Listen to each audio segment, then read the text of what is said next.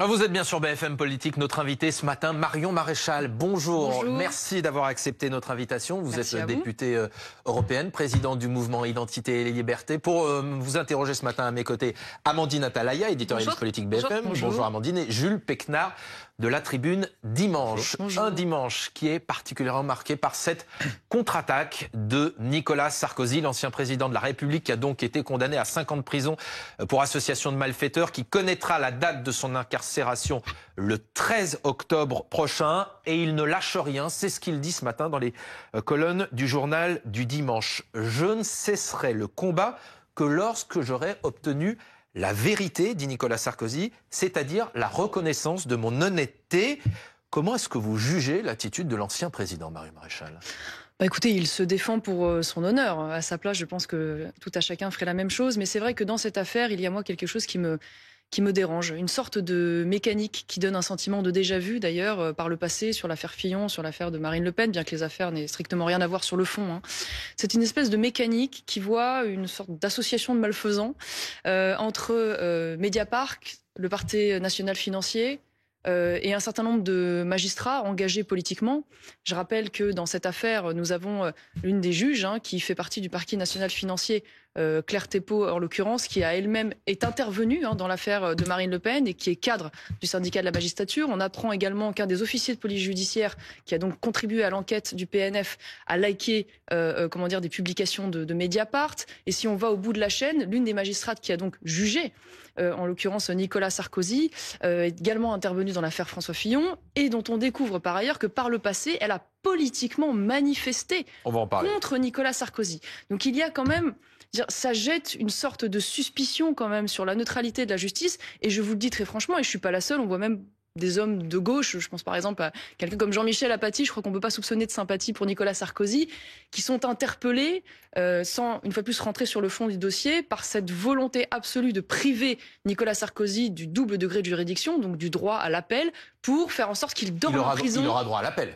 Oui, non, mais le fait qu'il dorme en prison avant donc la condamnation définitive de l'appel, puisqu'il a d'ores et déjà annoncé qu'il ferait appel. Association de malfaisants, vous dites, c'est une accusation extrêmement grave. Oui, c'est une accusation grave, parce que comme je vous le disais, je vois un certain nombre d'indices qui m'interpellent. Et je note que lorsque le Parquet national financier s'était par exemple autosaisi sur l'affaire des 2 costumes de François Fillon, il n'a manifestement pas daigné nécessaire de se saisir ou de s'autosaisir sur les robes Dior de Madame Hidalgo. Mais voilà, Maréchal, vous mettez en exergue quelques profils. Il y a des dizaines de magistrats qui ont instruit, enquêté pendant plus de 10 ans cette affaire libyenne. Donc il ne s'agit pas, ça veut dire dans ce cas que tous seraient à vos yeux politisés, désireux de faire tomber un homme de droite et qu'il y aurait une forme de complot. Je pense qu'il y a une intransigeance à l'égard des dirigeants de droite qu'on ne retrouve pas nécessairement sur d'autres tranches de la politique. Je vous dis une fois de plus, moi j'attends toujours des nouvelles, par exemple, de l'affaire des assistants parlementaires de Jean-Luc Mélenchon. C'est marrant, c'est resté au point mort. Je note qu'il y a 26 ou 27 ministres proches dans l'environnement d'Emmanuel Macron qui ont été donc cités dans des affaires et qui sont partie prenante dans des affaires et dont toutes sont soit en suspens, soit n'ont pas donné grand-chose. Alors je veux bien, excusez-moi, que la vertu ne soit toujours que du côté du centre et de la gauche et qu'il n'y ait que de grands criminels à condamner à droite, mais il y a indéniablement dans les faits que je vous ai cités, que ce soit les engagements politiques ou les attitudes des uns et des autres, quelque chose de dérangeant dans le fait aussi qu'à travers l'organisation telle qu'elle se fait, sur la condamnation qu'a subi Nicolas Sarkozy sur le fond, c'est-à-dire le fait qu'il soit condamné pour association de malfaiteurs, ne vous interpelle pas. Je vous en parle d'autant plus librement que moi, ça vous aura pas échappé. Enfin, je fais partie des grands déçus du sarkozysme, donc je suis très critique. Très critique. J'ai trop jeune à l'époque pour pouvoir en plus le faire, de surcroît. Donc il se trouve que je suis très critique à l'égard de Nicolas Sarkozy sur le bilan de sa politique et j'ai été également extrêmement critique et très dur sur l'intervention en Libye. Donc je veux dire, je vous en parle, voilà. Moi, ce qui m'interpelle une fois de plus sur le fond, c'est qu'on a de fait pas de corruption, pas d'enrichissement personnel. Il y a en effet cette accusation d'association de malfaiteurs, mais sur la base quand même, semble-t-il, d'une lettre révélée par Mediapart dont on découvre, sur le fondement de plus de 10 ans d'enquête. On découvre, excusez-moi, que c'était un faux. Et je dis juste qu'une fois de plus, au-delà du fond et de la décision, ce qui me choque le plus, c'est le fait de vouloir absolument faire en sorte qu'il dorme en prison avant l'appel. Et je me pose une question à l'inverse. C'est-à-dire, est-ce que autour de cette table, on considère que Nicolas Sarkozy est à une menace pour l'ordre public? Est-ce qu'on considère que Nicolas Sarkozy peut échapper à la justice et donc prendre le risque à l'exécution provisoire. Exactement, de la fuite? Est-ce qu'on considère que Nicolas Sarkozy... c'est quand même un sujet fondamental. Est-ce qu'on considère que Nicolas Sarkozy peut risquer de réitérer les faits qui lui sont reprochés? Je pense qu'objectivement, autour de cette table, tout le monde s'accordera pour dire que non. Et donc, ça veut dire que ça fait tomber, pardonnez-moi, ce qui justifie précisément l'exécution provisoire. Quand vous évoquez plusieurs cas, Fillon, Sarkozy ou Marine Le Pen, est-ce que vous employeriez le mot de complot? Est-ce que pour vous, il y a un complot? Non, je ne crois pas qu'il y ait de complot. Je pense qu'il y a aujourd'hui des institutions qui sont assez marquées de fait à gauche, et je note que le résultat et qui s'en cachent pas. Excusez-moi, qui s'en cachent pas. Oui, et je suis gênée. Je vais vous dire, je vais au bout du raisonnement. Je suis gênée par le fait que je vous en ai donné les exemples, que ce soit toujours la même équipe. Vous voyez ce que je veux dire? Ce sont les mêmes juges.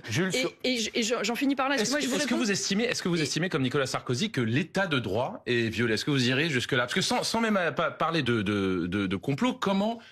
En vous écoutant, c'est-à-dire qu'il ne faut plus faire confiance, on ne peut plus faire confiance à l'institution judiciaire. Est-ce que ce n'est pas mettre en danger la crédibilité de l'institution judiciaire? En tout cas, de fait, il y a quand même 3 grands principes dans notre droit qui font que justement nous remettons volontiers à la décision de la justice pour pouvoir rendre des décisions équitables. C'est la présomption d'innocence, c'est le secret d'instruction et c'est le double degré de juridiction. Et de fait, et c'était vrai d'ailleurs dans l'affaire de François Fillon, c'était vrai dans l'affaire de Marine Le Pen et c'est vrai dans l'affaire de Nicolas Sarkozy, ces 3 grands principes sont de fait bafoués. Même sur le secret de l'instruction, on se rend compte que des éléments ont été donnés à la presse sans qu'aucune sanction n'ait jamais été recherchée pour les magistrats qui ont pu transmettre Est-ce que vous diriez, ces informations que l'état de droit a été violé, que toutes les règles de l'état de droit ont été violées? Je viens de vous le dire, c'est-à-dire qu'à partir du moment où ces 3 grands principes sont, selon moi, mis à mal, il y a de fait un ébranlement de cet état de droit et de la confiance dans la justice. Et je dis que simplement l'aboutissement de ça, quand même, que ça plaise ou pas, une fois de plus, sur 3 affaires très différentes, c'est qu'on a un candidat à la présidentielle qui a quand même été torpillé en pleine campagne avant même le vote, qui s'appelle François Fillon. On a la candidate la mieux placée dans les sondages à l'élection présidentielle qui est empêchée de se présenter. Et on a un ancien président de la République qui, en effet, va dormir en prison avant même d'avoir pu avoir un jugement définitif. Question simple. Est-ce que vous, Marion Maréchal, vous avez encore confiance dans la justice française? Non, je vais vous dire que non. Non, parce que je pense que d'ailleurs, soyons quand même nuancés, évidemment, tous les magistrats ne sont pas politiquement engagés, mais c'est vrai que, comme beaucoup de Français, je pense, je ne peux pas m'empêcher mécaniquement de faire la comparaison entre cette décision et le fait que, typiquement, par exemple, sur l'affaire du lynchage d'un policier à Tourcoing, on a des gens qui sont identifiés, interpellés et qui sont relâchés le soir même. Quand on voit que même dans la ils sont pas relâchés, ils sont sous contrôle judiciaire dans l'attente d'un procès. Excusez-moi, ces jeunes qui ont ils ont fait de la détention provisoire. Sauf que ces gens devraient être en préventif jusqu'au jugement. C'est ça la réalité. Légalement, c'est pas possible. Je suis désolée de vous dire. On peut pas mettre en. C'est-à-dire qu'est-ce que vous souhaiteriez sur l'affaire de. Pour ceux qui nous écoutent, ils ont agressé des policiers. Et vous voudriez préventivement avant un procès qu'il reste en détention provisoire. Bien sûr que vous pouvez, avant un jugement définitif, décider de la préventive. Évidemment, c'est justement pour protéger la population. Et je vais vous le dire, moi, je ne mets pas... la justice, pour moi, tout est dans le terme. C'est-à-dire que, oui, je ne mets pas tout à fait au même niveau un primo-délinquant avec un récidiviste, un délit financier avec quelqu'un qui agresse au couteau, un violeur d'enfants avec... Voilà. Donc, si vous voulez, je suis interpellée quand je vois, par exemple, prenons un équivalent. Condamnation pour association de malfaiteurs dans l'affaire du Bataclan. Tous ceux qui ont aidé logistiquement à l'accomplissement de ce qui a quand même abouti à la mort de 130 Français et 430 blessés. Les peines de prison dans ce cas-là vont entre 2 et 4 ans. Je suis désolée, mais franchement, Salah Abdeslam a été condamné à la perpétuité. Oui, d'accord, mais là je vous parle de la comparaison avec l'association de malfaiteurs de gens qui ont abouti à la mort de centaines de Français. Et oui, ça interpelle, voilà, je suis désolée de vous le dire, que régulièrement, on a quand même le sentiment que dans des affaires extrêmement graves, avec des profils d'une extrême dangerosité pour la population, dangerosité physique, eh bien, les peines ne sont pas équilibrées. C'est pas un peu simpliste comme argument de dire qu'en gros, il est aujourd'hui plus simple d'être un délinquant qu'un ancien président de la République? Je vais peut-être pas jusque-là. Mais en tout cas, ce qui est sûr, c'est que oui, je pense qu'aujourd'hui, il y a quelque chose de choquant quand, je sais pas, j'ai vu encore, mais c'est un exemple, si vous voulez, vous allez me dire c'est anecdotique, mais c'est révélateur, je pense, de précisément ce 2 poids 2 mesures. Là, j'ai vu qu'encore récemment, un Afghan avait été condamné à 5 ans pour le viol d'un adolescent. 5 ans, c'est donc ce qu'a pris Nicolas Sarkozy. Vous voyez ce que je veux dire? Il y a un moment donné, il y a quelque chose qui ne va pas dans l'échelle des peines. Voilà. Il y a quelque chose qui ne va pas dans l'échelle des peines. Et je pense que les Français... de la loi Marion Maréchal et de la façon dont elle est faite, L'exécution provisoire, elle a été votée par des députés. C'est pour ça qu'aujourd'hui, elle est souvent appliquée, choisie en tout cas par les magistrats. C'est le 13 octobre d'ailleurs, Amandine, que Nicolas Sarkozy connaîtra la date de son incarcération. Tout à fait. Est-ce que sur ce débat de l'exécution provisoire, vous êtes pour sa suppression dans le cadre à minima des peines d'inéligibilité comme celle qui a touché Marine Le Pen? Je suis pas nécessairement pour une remise en cause par principe de l'exécution provisoire. Et une fois de plus, je pense qu'il y a des cas où il y a des profils dangereux qui nécessitent de pouvoir recourir à cela. Et moi, je mets derrière dangereux des profils qui menacent l'intégrité physique des Français. Voilà. Donc, je pense que là-dessus, bon, c'est une question de mesure. Donc, il n'y aurait pas de menace de l'intégrité physique. Une fois de plus, je pense que le sujet de l'insécurité, le premier qui interpelle les Français, c'est celui de la criminalité physique, et qui est aujourd'hui endémique et massive. Ce qui ne veut pas dire que les politiques, d'ailleurs, doivent être dispensés d'être jugés au même titre que les Français. Il n'y a pas de gens qui sont au-dessus, mais il n'y a pas non plus de gens qui sont en dessous. Ça, c'est une évidence. Et une fois de plus, si on a des grands principes qui sont ceux de la présomption d'innocence, ceux du secret de l'instruction et ceux du double degré de juridiction, il faut quand même que les responsables politiques puissent y avoir le droit aussi. Et je le dis aussi, c'est-à-dire que, comme je vous dis, je vous en parle librement, il y a manifestement quand même un débat, y compris sur le fond de cette affaire, parce que on se rend bien compte quand même que la tangibilité des preuves n'est pas aussi clairement établie que ce qu'on aurait pu attendre face à une décision aussi dure, quand même. Vous avez pointé du doigt la responsabilité de la présidente du tribunal qui a manifesté en 2011 contre celui qui était à l'époque Nicolas Sarkozy. Elle était à l'USM, l'Union syndicale des magistrats. Oui, c'est quoi la solution par rapport à la syndicalisation des magistrats? C'est un problème pour vous? Moi, je suis pour l'interdiction de la syndicalisation des magistrats. L'interdiction? Oui, absolument. Je pense que quand on a la responsabilité de la vie d'individus, on doit faire apparaître une neutralité personnelle, politique, totale. Et le problème, c'est que la syndicalisation politique, en l'occurrence, parce que c'est pas une simple syndicalisation professionnelle en ce qui concerne un certain nombre de ces syndicats, puisqu'on voit bien, on parle souvent de syndicats de la magistrature, ce sont des gens qui prennent position politiquement dans les élections. Ce qui n'est pas la même chose que l'USM. Vous avez raison, mais le problème, c'est que l'USM existe, mais d'autres existent aussi, puisque la syndicalisation existe. On voit syndicat de la magistrature présent à la fête de l'humanité, on se souvient de cette polémique du mur des cons avec des pères de victimes, parents de victimes affichés sur le mur dans ces locaux. Donc c'est vrai qu'il y a une dérive, me semble-t-il, de ce qui est censé être simplement une défense professionnelle vers une politisation. Je pense qu'il faut interdire cela. Mais ça fait partie du bloc de constitutionnalité. La liberté syndicale, c'est dans le bloc de constitutionnalité, c'est dans le code de la magistrature. Bien, mais je vous signale qu'il y a un certain nombre de professions aujourd'hui qui sont interdites de se syndiquer. On le voit par exemple dans l'armée. Et je pense que le statut aujourd'hui de la magistrature devrait induire, de par l'importance qu'elle a dans la société et l'attribut de ses fonctions, de ne pas pouvoir se syndiquer. C'est mon point de vue. Je considère aussi, on pourrait rentrer longuement dans le détail, je considère aussi qu'il faut changer la manière aujourd'hui dont nous recrutons les magistrats. C'est-à-dire nous avons une voie royale à travers l'École nationale aujourd'hui de la magistrature. Je pense qu'il faut très largement ouvrir le tour extérieur à des professions comme des anciens commissaires, des avocats de la défense, pour sociologiquement, j'ai envie de dire presque oxygéner un peu justement cette approche de la justice qui soit peut-être plus sensible à la réalité du terrain et plus sensible au point de vue de la victime. Amandine Atalaya. La présidente du tribunal qui a condamné Nicolas Sarkozy a reçu des menaces de mort. Plusieurs enquêtes ont été ouvertes à ce sujet.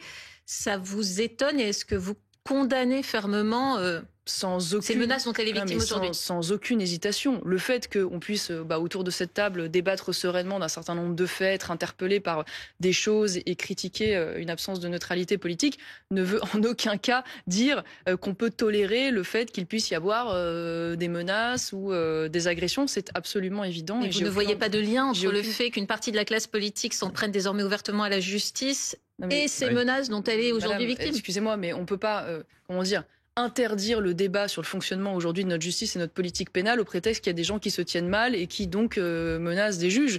Il n'y a pas de corrélation. Vous pouvez pas aujourd'hui, me tenir responsable de ce qui se passe. Non, mais de fait, c'est ce qui est un peu induit par votre question. Excusez-moi. Donc, je suis désolée de vous dire qu'à un moment donné, on peut pas s'interdire de parler du fonctionnement de la justice en France. Mais en nourrissant le soupçon. Au prétexte qu'il y a des gens qui se tiennent mal. Il faut que les gens qui se tiennent mal soient évidemment poursuivis et condamnés. C'est intolérable. Mais enfin, dans le même temps, on peut pas interdire le débat. Est-ce que vous estimez que le président Macron devrait gracier Nicolas Sarkozy? Écoutez, ça lui appartient. Je ne sais pas. Je crois que Nicolas Sarkozy a refusé de demander cette grâce. Il a dit qu'il ne le souhaitait pas. Donc il me semble que le sujet est clos.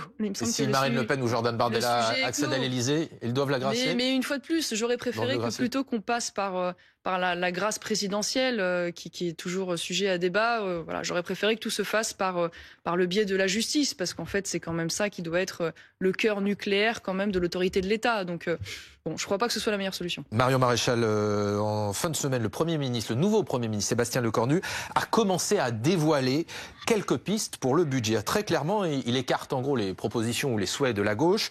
Pas de retour de l'ISF, pas question non plus de mettre en place la taxe Zuckman. Ça doit vous satisfaire, vous n'y étiez pas favorable du tout à ça? Alors, déjà, j'ai lu avec attention cette interview qui, je dois le dire, est pas très intéressante. Je m'étonne d'ailleurs, parce qu'il n'y a pas grand-chose sur le fond, en réalité. Deuxièmement, quand même, il n'y a pas un seul mot précisément sur la justice, sur l'insécurité, sur l'immigration.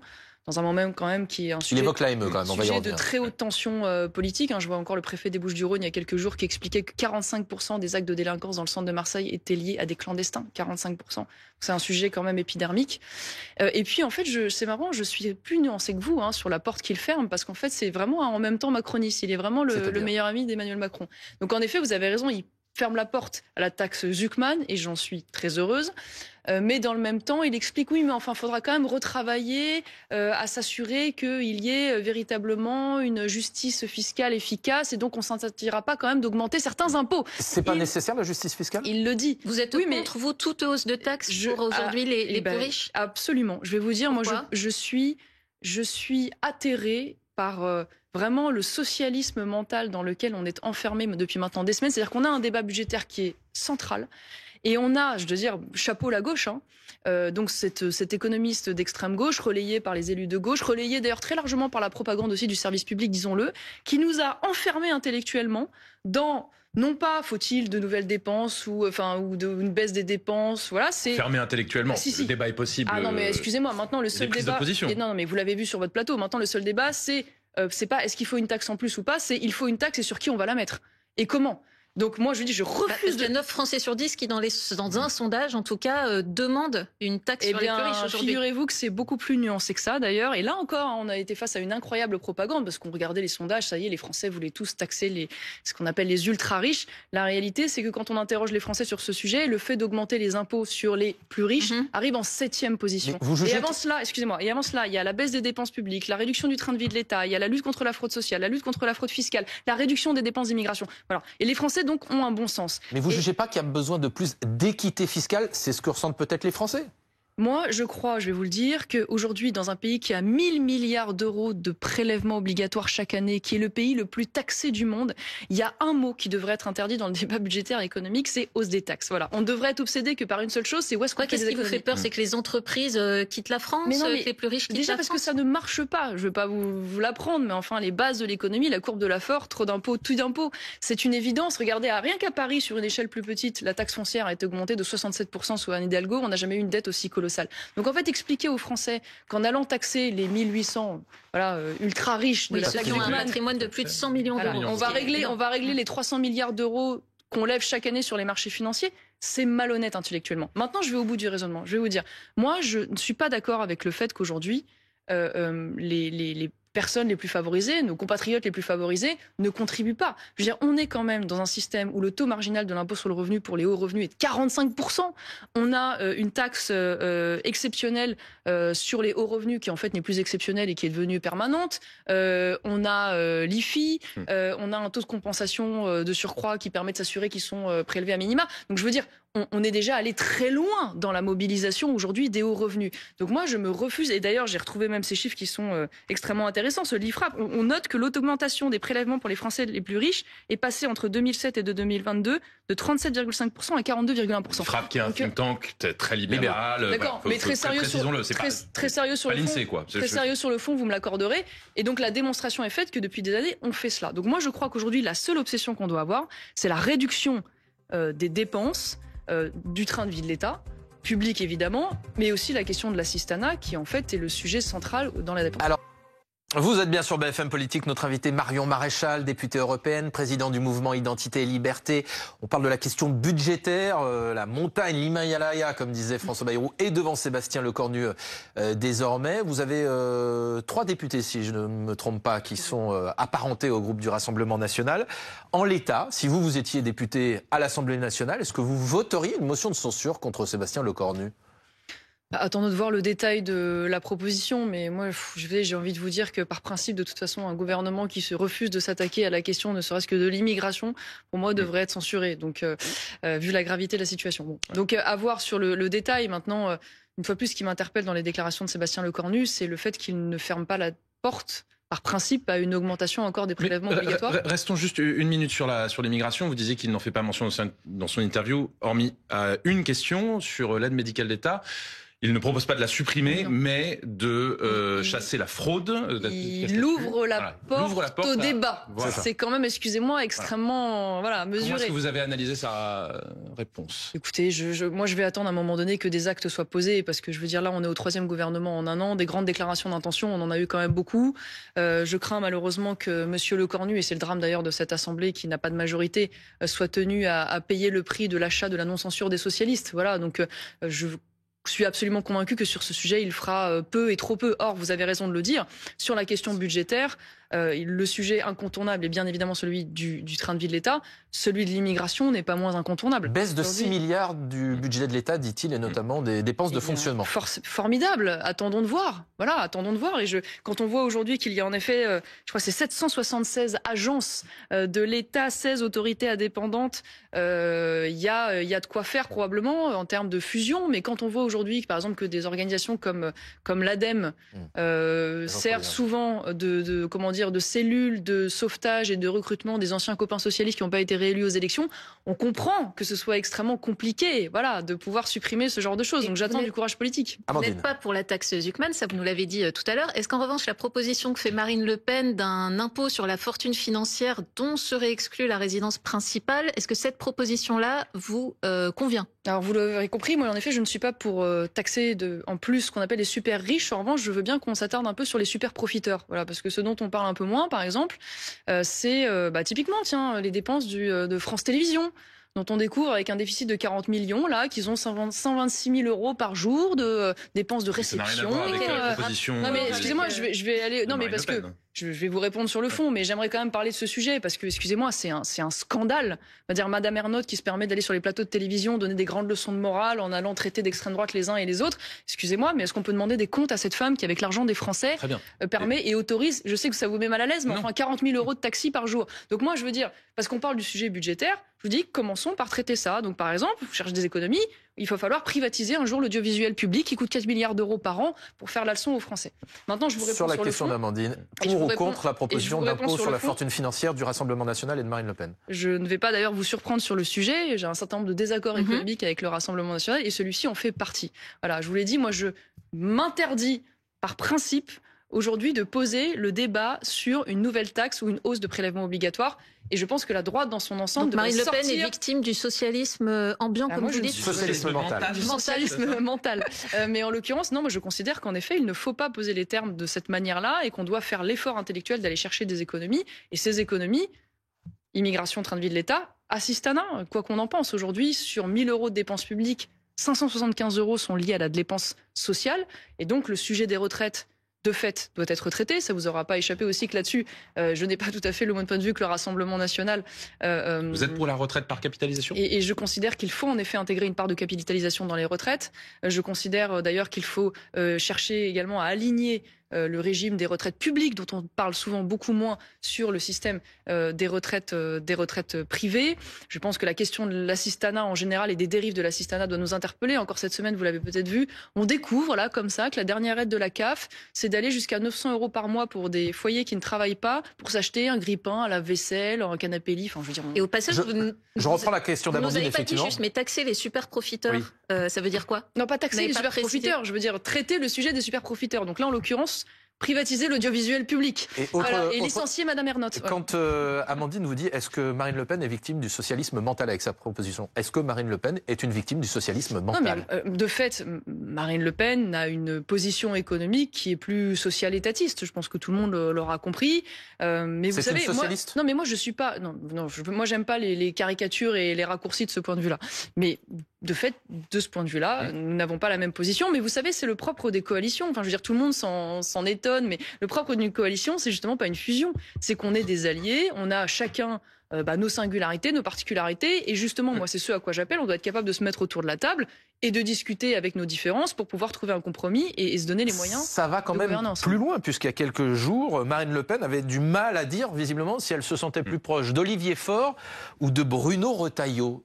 Vous savez qui vous choisissez entre Olivier Faure et Bruno Retailleau ? Oui, mais je n'ai absolument aucun doute sur le fait que je suis bien évidemment idéologiquement beaucoup plus proche de Bruno Retailleau, c'est évident. Maintenant, ce que dit Marine Le Pen et ce que dit Jordan Bardella, tous les deux d'ailleurs, ils disent on ne veut pas sauver la droite, on veut sauver la France. Bon, ils disent la même chose là-dessus, vraiment. De fait, ils ont tous les deux tenu cette phrase. Évidemment que je suis d'accord, je suis pas là pour sauver la droite, mais c'est vrai que j'ai pas tout à fait le même diagnostic, c'est-à-dire que je considère que pour sauver la France, il faut battre la gauche, et pour battre la gauche, je ne vois pas d'autre chemin que celui de la coalition des droites. Si on en trouve un autre, jusqu'ici il n'a pas été trouvé, donnez-le-moi, mais de fait, je considère que C'est-à-dire que Marine Le Pen, jamais à vos yeux, ne gagnera seule, sans faire d'alliance. Je pense qu'aucun parti politique, ça dépasse d'ailleurs Marine Le Pen, aucun parti politique c'est celui qui est le mieux placé. Ne peut gagner seul. Et le Rassemblement national est incontournable, mais il n'est de fait pas suffisant. Et oui, moi je suis de celles qui plaident aujourd'hui pour qu'on puisse mettre autour de la table des gens comme Marine Le Pen, Jordan Bardella, Bruno Retailleau, Laurent Wauquiez, même Nicolas Dupont-Aignan, même évidemment Éric Zemmour de Reconquête.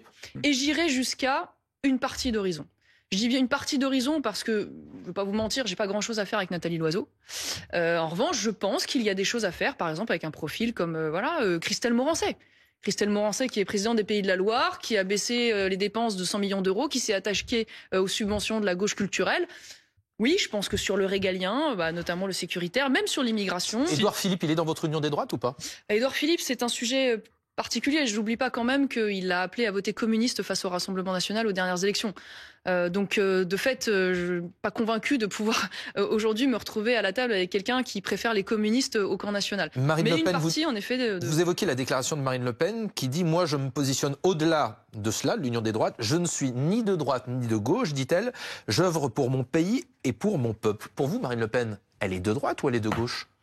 Bon, c'est à elle d'y répondre, là, pour le coup. Moi, je pense, de fait, moi, j'ai pas de doute là-dessus, je suis de droite, et je l'assume. Je pense qu'aujourd'hui, d'ailleurs, le grand clivage droite-gauche est en train de se repositionner. Mais Marine Le Pen, pour vous, elle est de droite ou elle est de gauche ? Selon les critères selon les vôtres. Que j'arrête, je pense qu'aujourd'hui, le grand clivage droite-gauche se repositionne sur la question de l'identité. Il a longtemps été sur le social et l'économique. Aujourd'hui, le clivage, la valeur cardinale... Mais donc, sur Marine Le Pen, vous voulez pas... Donc je pense que, évidemment... Sur l'identité, elle est de droite, et économiquement, elle est de gauche. Moi, je pense que... Non, mais... Si on va pas faire les caricatures, non. Mais ce qui est sûr, c'est que on parle de Mélanie souvent, on l'avait dit tout à l'heure. Ce qui est intéressant dans le modèle Mélanie, qui est souvent évoqué par aujourd'hui les gens de droite, et j'en suis très heureux, j'ai été un peu seule à le faire au début, aujourd'hui on est très nombreux, tant mieux. Sur les résultats économiques, d'ailleurs... Marine Le Pen préfère Matteo Salvini. L'a fait absolument. La fermeté migratoire. Le succès de Giorgia Meloni, c'est quoi ? C'est aussi une méthode de gouvernement. C'est-à-dire que c'est une femme qui a réussi précisément, elle, à faire une grande coalition qui va du centre droit, jusqu'à une partie d'Édouard Philippe, si on devait faire un équivalent, jusqu'à la droite nationale. Exactement. Jusqu'à la droite nationale, avec même des partis qui font parfois ne serait-ce qu'1%, mais qui sont considérés comme indispensables et respectés pour cela, parce que face à la gauche, chaque voix compte. Mais aujourd'hui, votre union des droites est une chimère, puisque Marine Le Pen et Éric Zemmour ne se parlent pas, jamais Édouard Philippe ou qui que ce soit du côté d'Horizon ou autre n'ira avec le Rassemblement national. Ils l'ont invoqué pour l'instant. Eh bien, vous avez raison de dire qu'aujourd'hui, il y a encore beaucoup de chemin à faire. Il nous reste 2 ans, sauf imprévu, jusqu'à la prochaine élection présidentielle, pour travailler à cela. Moi, en tout cas, c'est la mission que je me donne. Restons sur Et c'est d'ailleurs, je vous le dis, une mission qui prend déjà un peu effet, puisqu'au Parlement européen, vous qui suivez bien ce sujet, vous savez qu'aujourd'hui, j'appartiens à un groupe, le groupe des conservateurs, dans lequel sont les Italiens, qui travaillent d'ailleurs étroitement avec le PPE, donc le groupe des LR de centre-droit, et avec le groupe du Rassemblement national. Donc cette coalition, elle prend forme avec des majorités de droite. Au fond, vous vous sentez plus proche d'un Bruno Retailleau qui s'assume de droite ou d'une Marine Le Pen qui ne choisit pas entre la droite et la gauche? Mais moi, je me sens évidemment beaucoup plus proche de Bruno Retailleau. Enfin, j'ai aucun doute, vous savez. Que de Marine Le Pen? Ah non, que de Marine Le Pen. Je suis pas allée au bout du chemin. Ah, je pense que sur les questions économiques, je suis plus proche de Bruno Retailleau, oui, de fait. Mais maintenant, le problème de Bruno Retailleau, à un moment donné, si vous voulez, c'est que au-delà des idées, il y a la question de la stratégie et du bilan. Oui, mais demain, il y a une élection entre Bruno Retailleau et Marine Le Pen. Vous votez pour qui? Bon, là, la question se posera pas, à mon avis, en ces termes en 2027. Vous voteriez pour qui ? Et j'ai été très clair d'ailleurs de ce point de vue-là, puisque j'ai tout de suite dit depuis maintenant des mois que je soutenais la candidature de Marine Le Pen, que je considère aujourd'hui la mieux, que je considère le mieux placé, aujourd'hui la mieux placée, parce que je pense qu'aujourd'hui Marine Le Pen est en capacité, excusez-moi, de rassembler. Elle a été d'ailleurs une interlocutrice, y compris pour des gens comme moi, avec qui elle a manifesté le souhait de vouloir travailler. Je considère qu'aujourd'hui on a un Bruno Retailleau qui de fait est quand même pas très clairement, arraché au macronisme. Et je vais au bout du raisonnement, parce que c'est vrai que vous avez raison. J'ai écouté François-Xavier Bellamy. Ici même, il a dit, entre Manuel Bompard et Marion Maréchal, je ne choisis pas. Oui, et c'est vrai que, je vais vous dire, c'est étonnant, parce que, honnêtement, quand on voit aujourd'hui le travail qu'on réalise même au Parlement européen avec François-Xavier Bellamy, moi je vous le dis, je n'ai aucune espèce de doute, de la même manière que j'ai aucun doute entre un Bompard et évidemment un Jordan Bardella ou une Marine Le Pen, et aucun doute entre un Bompard et un Bruno Retailleau. Voilà, donc c'est vrai que je pense qu'on a encore un travail de fond à faire, mais je suis convaincu qu'on sera poussé en cela par les Français. Mais restons juste... par les Français de droite, et qui sont, je le rappelle quand même, très majoritairement, RN compris, électeurs RN compris, pour cette coalition de droite. Donc il y a une dissonance entre les dirigeants politiques et la volonté populaire. Marion Maréchal, est-ce que vous participeriez à une primaire de la droite? Parce que Laurent Wauquiez, le patron de la droite, dit qu'il envisagerait, lui aimerait en tout cas une primaire qui irait de Gérald Darmanin à Sarah Knafo. Bon, déjà, vous comprenez, vous êtes dedans ou dehors, et est-ce que vous iriez? Moi, je vais vous dire, par principe, je suis très mal à l'aise avec les primaires. Enfin, je pense que vous l'avez vu, l'expérience en a été douloureuse d'ailleurs pour les LR par le passé. Moi, je suis assez traditionnelle à droite là-dessus. Je considère que c'est au président du mouvement en général d'être candidat. Donc, je n'ai aucune intention à me prêter à ce genre d'exercice. Et je vous le dis aujourd'hui, de toute façon, le sujet n'est pas là. Aujourd'hui, Marine Le Pen, jusqu'à peut-être, et je ne l'espère pas, la décision judiciaire, est candidate à l'élection présidentielle. Elle est la présidente et le leader du premier parti de droite du camp national. Ne nous attardons pas sur les mots. À ce titre, elle est la mieux placée. Maintenant, je milite pour que Marine Le Pen, pardonnez-moi, parce que évidemment, je souhaite la soutenir, mais je souhaite la soutenir dans un cadre qui m'apparaît potentiellement victorieux. Et donc, évidemment, avec la possibilité d'élargir les alliances. Et pour l'instant, je veux travailler. Restons sur le Rassemblement national. Cet été, Marine Le Pen, justement, elle vous a expliqué en bureau politique qu'il n'y aurait pas d'alliance entre votre micro-parti et le RN. Et c'est surtout Jordan Bardella qui semble avoir appuyé cette décision. Pourquoi ? Est-ce que vos relations sont si difficiles avec Jordan Bardella ? Non, c'est à eux de demander. Je regrette, moi, et d'ailleurs je déplore le fait qu'il n'y ait pas d'accord de parti. Alors bon... Le modus vivendi consiste à quand même permettre à des gens de mon mouvement de pouvoir être soutenus par le Rassemblement national, mais sans accord officiel de parti. Je pense que c'est une erreur, mais ça me dépasse. Vous leur poserez la question à eux. Ça me dépasse. Je pense que il y a la tentation aujourd'hui de penser que l'alliance, d'ailleurs tout à fait heureuse, moi j'en suis très contente avec Éric Ciotti, est suffisante. Alors moi je pense que il faut aller au-delà. Voilà. Et je crois qu'aujourd'hui, la ligne que je porte, pas moi seulement d'ailleurs, qui est une ligne identitaire, libérale, conservatrice, doit avoir sa place parce qu'elle parle aussi à des Français qui ne sont pas nécessairement absolument représentés par le Rassemblement national et que nous sommes complémentaires. Voilà. Donc, mais je vais vous dire, l'union est un combat. Moi, j'en démordrai pas. Et je suis, en fait, vous avez raison de dire aujourd'hui, ça apparaît de la science-fiction, mais vous savez, moi qui suis l'Italie depuis longtemps, ça apparaissait aussi pour de la science-fiction à une certaine époque politique en Italie. Maréchal, c'est advenu. Avant d'évoquer la situation internationale et notamment les déclarations de Donald Trump, vous étiez à Washington au moment de son investiture. Quelques questions rapides, réponses rapides. S'il y a une dissolution, Marion Maréchal, est-ce que vous serez candidate à des législatives anticipées ? Alors déjà, je suis moi pour la dissolution, vous l'avez compris, puisque je suis pour un retour au peuple à un moment donné où il n'y a pas de majorité. J'ai pas réfléchi à ce sujet particulièrement, mais c'est vrai que bon, moi je me suis quand même engagée pour un mandat jusqu'en 2029. Donc j'ai envie d'a priori vous dire, voilà exactement, j'ai a priori envie de vous dire que j'irai au bout de ce mandat, sauf si à un moment donné, cela apparaît plus utile. Moi, j'essaie toujours d'être là où on est le plus utile pour battre la gauche et permettre la victoire. Dans quelques mois, ce seront les élections municipales. La mairie de Paris, votre candidature avait été envisagée. Vous avez dit que vous ne seriez pas candidate. Vous n'avez pas changé d'avis ? Non, je n'ai pas changé d'avis. Ça veut dire que vous soutiendrez qui ? Est-ce que ce sera Rachida Dati qui aura votre préférence, qui est investie par LR, ou Thierry Mariani, le candidat du RN ? Écoutez, si Thierry Mariani fait une liste, comme je le disais à l'instant, d'ouverture, d'union, dans lequel le mouvement qui est le nôtre et d'autres sont représentés pour justement aller chercher un maximum d'électeurs de droite, évidemment qu'il aura mon soutien. Maintenant, Rachida Dati, Je vais vous dire, moi, je suis assez peu convaincue par le personnage. Je vois ce qu'elle fait aujourd'hui au ministère de la Culture. J'y vois une néo-gauche. Objectivement, je vois pas de rupture. Donc, sincèrement, j'ai peu d'espoir sur le fait qu'elle puisse renverser la table à Paris. Oui ou non un accord avec les Républicains? Vous parliez d'élargir avec les Républicains pour les municipales? Ah bah moi, je le souhaite partout où c'est possible et compatible. Voilà, donc une fois de plus, je milite pour ça au niveau national. Donc je ne vais pas vous dire le contraire au niveau local, parce que une fois de plus, je pense qu'il ne faut pas se tromper entre l'allié potentiel et l'adversaire existentiel. Aujourd'hui, la LFisation de la gauche nous impose de clarifier qui est l'allié potentiel de l'adversaire existentiel. Donc il n'y a pas de... Là-dessus, je pense une certaine clarté à voir avec qui on peut travailler. Alors Marion Maréchal, la nuit dernière, on le disait, en Ukraine, il y a des centaines de drones et de missiles qui ont frappé le pays. Il y a quelques jours, des incursions de drones au Danemark également. Il y a quelques heures, le ministre des Affaires étrangères, Jean-Noël Barrot, a dit que la France n'excluait pas d'abattre les drones. C'est une bonne chose? Alors, bon, c'est vrai que sur l'affaire du Danemark, il semble qu'il y ait une forme de confusion, parce que j'ai l'impression que les autorités danoises elles-mêmes ont l'air de parler de drones non identifiés, donc il faudra aller au bout de ce raisonnement-là. Maintenant, ce qui est sûr, moi je m'en remets évidemment en droit international. Nous avons des espaces aériens qui nous appartiennent, et si les autorités militaires considèrent qu'il y a une menace par le fait de cette intrusion, il ne va pas y avoir d'interdiction par principe d'éliminer ces drones, évidemment. Amandine. Est-ce que Vladimir Poutine est à vos yeux une menace existentielle, je reprends le terme d'Emmanuel Macron, pour l'Europe?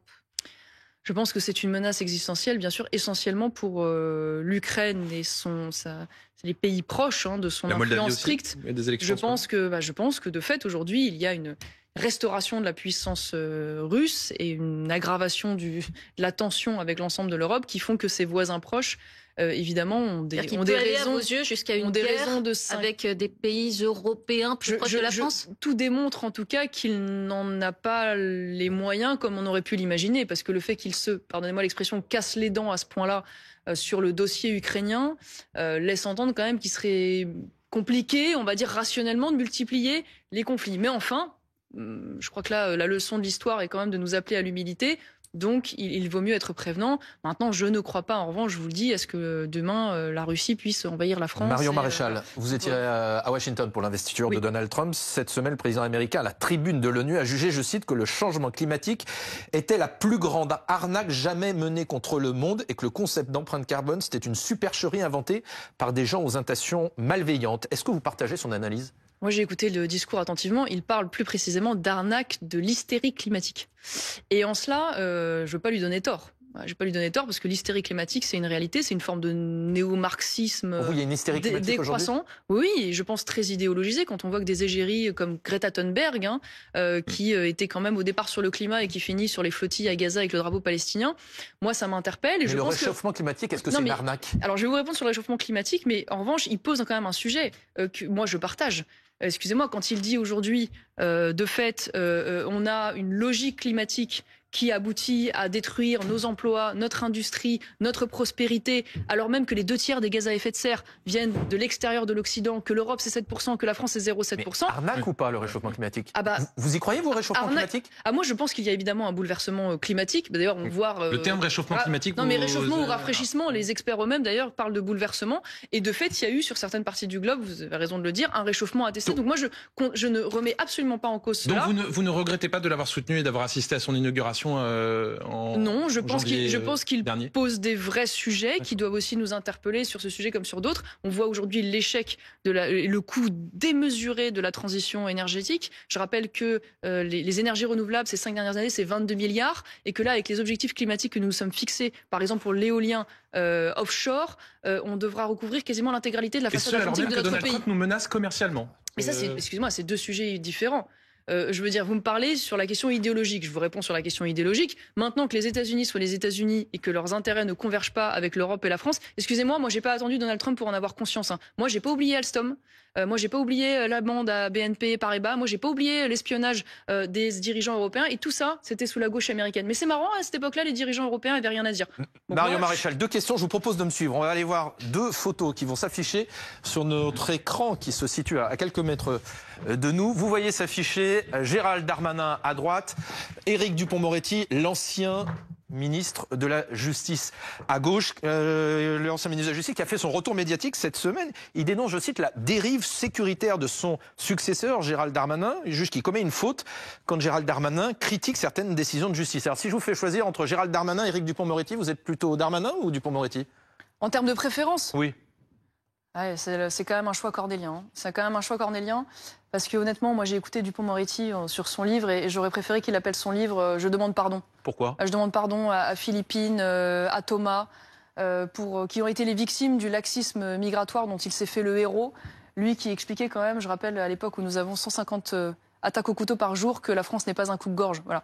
Donc moi je suis... Et tout ça doublé en plus, disons-le quand même, d'une espèce d'extrême arrogance. Voilà. Maintenant, bon, je ne veux pas rentrer dans le jeu du ping-pong entre les deux, parce que Gérald Darmanin a des propos qui apparaissent plus fermes, mais son bilan à la tête du ministère de l'Intérieur est quand même assez peu glorieux. Et j'ai pas eu le sentiment à l'époque qu'il a été extrêmement cohérent avec ses propos. Je rappelle d'ailleurs, puisqu'on parlait de l'Italie, qu'il a été le ministre qui, au moment où Meloni essayait de bloquer l'Aquarius, vous savez, le bateau de migrants à ses portes, lui, il a fait en sorte de les accueillir à Toulon, alimentant en cela, et bien évidemment, un appel d'air migratoire. Autre choix que je vous propose de trancher, vous allez les découvrir.